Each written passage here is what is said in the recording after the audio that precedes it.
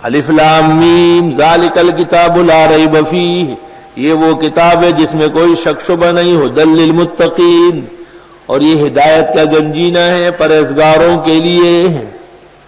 اس پر وہ اشکال کہ متقی تو پہلے سے متقی ہے، اس کو ہدایت کی کیا ضرورت ہے؟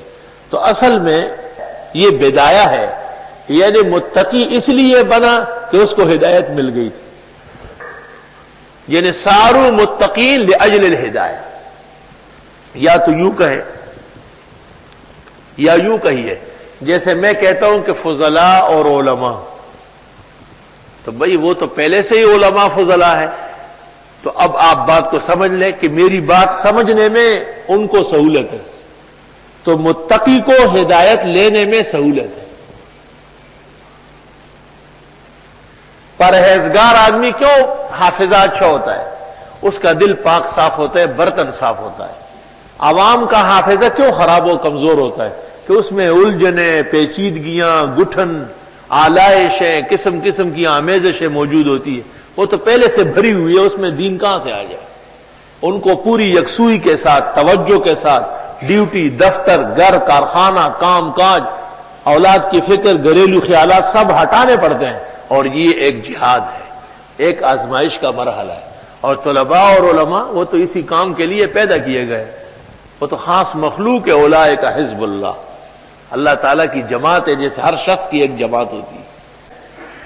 تو چونکہ متقی اور پرہیزگار کو ہدایت سے فی الفور فائدہ ہوتا ہے، اس لیے ارشاد فرمایا کہ ھدی للمتقین، جیسے کوئی کہے کہ ھذا یفہم العالمون، اس بات کو علماء سمجھتے ہیں، کیونکہ پہلے سے علمی قرائن اور علم کے اسباب موجود ہے، تو ان کو اس بات کے سمجھنے میں کوئی دقت نہیں۔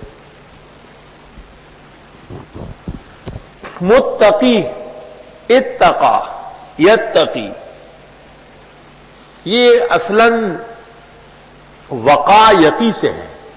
وقا یقی کے معنی ہے بچنا، کہ قو انفسکم واہلیکم، پھر بچانے کے مادے میں یہ بات ہے کہ جب دوسروں کو بچائے گا تو خود بھی بچے گا۔ تو المتقی المجتنب من الہوى، المجتنب من امارات النفس، نفس اور شیطان کے حملوں سے بچنے والا۔ اتقا، اجتنبا، تقا، تقا، تقیہ، سارے مصادر آ رہے ہیں۔ یا رب لک الشکر والحمد۔ مشہور یہ ہے کہ المتقی اس کا معنی ہے الامتثال بالاوامر والاجتناب عن النواہی۔ مفردات میں راغب نے یہ معنی کیا ہے، جو کہا گیا وہ کر لو، جس سے منع کیا گیا باز آ جاؤ۔ التقوی هو الامتثال باوامر اللہ والاجتناب عن نواہیہ۔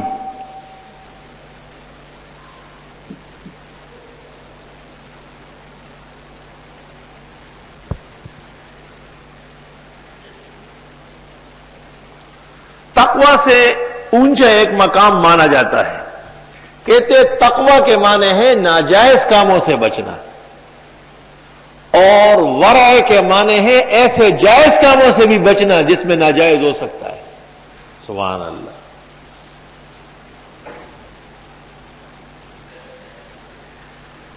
کہتے التقوی اخذ عدت والورع دفع شبہت۔ تقوی کے ذریعے ان چیزوں کو چھوڑو جو معلوم ہے کہ غلط ہے، اور ورع کے ذریعے ان چیزوں کو بھی چھوڑو جس میں شک شبہ ہے۔